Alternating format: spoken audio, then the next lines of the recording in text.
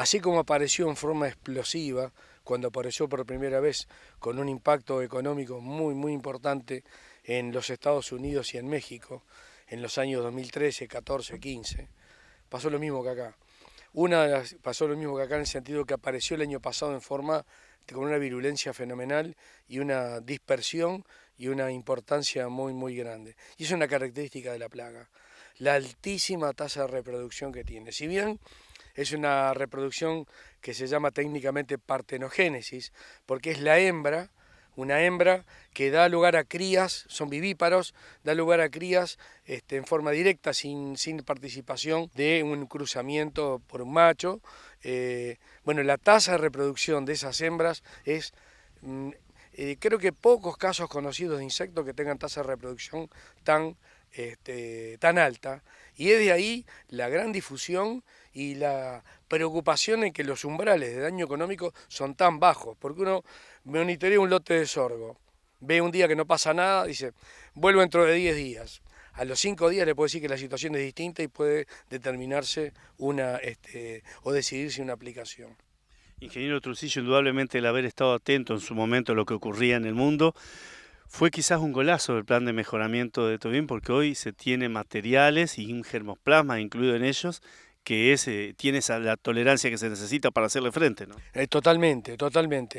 El intercambio de germoplasma entre distintos países y el probar el germoplasma propio de uno en otras geografías frente a plagas que no existían acá en Argentina en ese momento, nos dio la oportunidad de hoy, a un año de la aparición de la plaga en forma explosiva, y mientras los americanos demoraron unos 6, 7 años en desarrollar híbridos tolerantes y que esos híbridos tolerantes lograran un impacto importante en el mercado, digamos una difusión importante, nosotros ya al año ya teníamos materiales híbridos que resultaron ser tolerantes y que los estamos ofreciendo en esta campaña. Nosotros, como Tobin, el año pasado no bien alertamos, un poco por la experiencia que uno tiene de haber vivido en Estados Unidos en esa época, que fue una cosa como les pasó a ustedes o a todos, de la sorpresa de que, uy, apareció esto que nos va a derrotar. Bueno, lo que a los americanos llevó 6 años, nosotros en un año, 2 años máximo, tenemos con una presencia en el mercado que le estamos dando al productor la herramienta para ayudarlo a combatir esta plaga, a que esta plaga sea no el cuco que parecía ser, sino que va a ser perfectamente manejable con la medida de manejo más importante, que es el uso de materiales tolerantes. Esos materiales tolerantes ya están en el mercado. El año que viene esta campaña, la próxima campaña de siembra, va a haber semillas de esos híbridos tolerantes y vamos a contar con un respaldo importante para que el productor no vea resentido los rendimientos y pueda acceder al buen negocio que resulta el sorgo hoy en día. ¿Hay una cuantificación de un ataque severo de esta plaga en cuanto pueda llegar en pérdidas en el cultivo? Al sorgo, que no se le monitoreaba, vamos a ser sinceros, mientras la soja se recorría una vez por semana, el maíz se recorría cada 2 semanas, el sorgo nunca. Bueno, nunca no existe más. Hoy creemos que el sorgo se tiene que profesionalizar y tecnificar en el sentido de que requiere un monitoreo frente a esta plaga muy importante que nos puede llegar. Si sembramos el híbrido, o sea, sembramos el lote de sorgo y no lo vemos más hasta que lo vayamos a cosechar, nos podemos llevar una muy fea sorpresa. ¿Hay un cambio de tendencia justamente con respecto a ese tema? ¿Se comenzó a monitorear un poco más el cultivo del sorgo ahora? Totalmente. Nosotros cuando no bien apareció la plaga, que sabíamos de la importancia y de la gravedad potencial que podía tener, y difundimos, el año pasado fuimos los primeros que difundimos el alerta, pero no el alerta como para asustar a la gente, no, el alerta para ayudarlos, enseñarles o tratar de enseñar cómo identificar a la plaga, cómo cuantificar a la plaga y en el caso de ser necesario, cuál sería el umbral necesario para que se proceda a un correcto control con agentes químicos.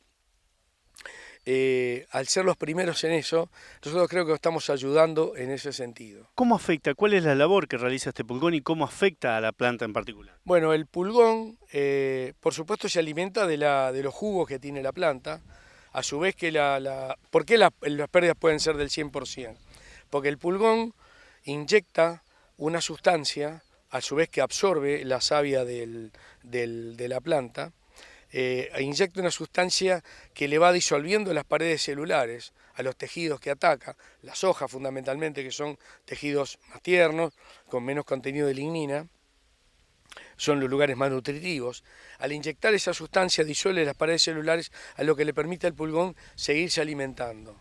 En los híbridos tolerantes, esa disolución de la pared celular no es tal, es muchísimo menor, porque las enzimas, las que contiene esa sustancia que secreta el pulgón para seguir alimentándose, no logra disolver las paredes celulares de los híbridos tolerantes, y es así que las colonias son mucho menos importantes, la tasa de reproducción de ese pulgón, que es altísima, es muchísimo menor. Entonces, no es que no vamos a encontrar pulgón en los híbridos tolerantes, vamos a encontrar pulgón, pero esa evolución va a ser mucho más, nos va a dar mucho más tiempo para decidir una aplicación o no. Es como comprar un seguro, digamos, los híbridos tolerantes, uno compra un seguro contra granizo, contra lo que fuese. ¿El grado de afectación depende mucho del ciclo del cultivo? Yo diría que no, porque depende mucho de cuándo empieza la infestación. La infestación puede empezar tan temprano como tienen nacimiento el sorgo, y en la medida que haya suficiente presión del insecto como para avanzar. ¿Y por qué decía las pérdidas del 100%? Porque si bien al nacimiento puede atacar a las plantas, sobre todo en la región norte, que se siembran con más temperaturas, como las temperaturas altas son antes de lo que sucede en esta zona central del país. Yo decía que al inyectar la sustancia esa se acumula en el cuello de la planta y la puede llegar a volcar totalmente. Más el daño de que la planta se va a quedar sin nutrientes para llenar los granos y va a ser un pésimo llenado de granos, con granos extremadamente livianos y por supuesto impactando en el rendimiento. ¿Hasta dónde puede llegar ese daño? 100%, podemos perder el 100% del lote. 2 o 3 tips para hacer una correcta identificación de este pulgón y no confundirlo con otros, por ejemplo. En el monitoreo hay que identificarlo claramente del pulgón verde de los cereales. El pulgón verde de los cereales es un pulgón verde clarito, muy traslúcido, que tiene una franja verde en el dorso muy clara.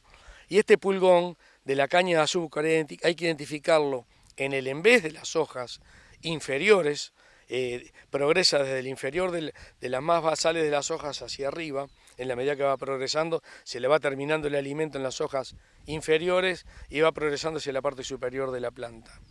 Y lo podemos identificar claramente porque la punta de las patas son negras y fundamentalmente los sifones que tiene en el abdomen, en la parte posterior del abdomen, digamos en las ancas, hablando mal y pronto, del pulgón, son de color bien oscuro, bien negras. Entonces es un pulgón amarillo, translúcido, cuyos sifones son bien negros.